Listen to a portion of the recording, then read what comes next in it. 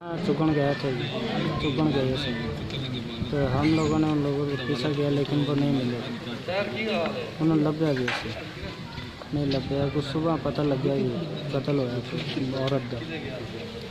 मैं जा देखा कि मेरी वालदा से उस बार पुलिस ने जैसे ना कार्रवाई की। कितने बहन भाई ने? 3 भाई हैं और 2 बहन। अच्छा, FIR हूँ किंदे ते दे रहे जी? मोहम्मद नज़ीर। मतलब खामद ने अपनी बीवी ने मारे? हाँ जी। ते किन्ने बच्चे ने उनके? 6। पहले खामद चु किन्ने बच्चे ने? पहले खामद 6 बच्चे। दूसरे खामद के बच्चे नहीं हैं?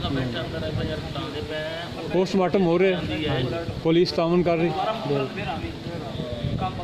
कल शाम ਨੂੰ मैं सोशल वर्कर हाँ। कल शाम ਨੂੰ मैं उत्ते पट्ठे ते काम करदा है ते इनदा वालद ते ये भाई दोवें गए ने लकड़ा चुगण ते सुबह पता लग्या तो वो फसलों के विच उनकी लाश भी सुबह कतल करके चला गया सी। मौके नाल उन्हें कतल किया है, वो आप फरार हो गया। हुण पुलिस ने पोस्टमार्टम वास्ते लाश कब्जे च ले ली ते उन्हें से थाने आकर पुलिस तावन सही कर रही।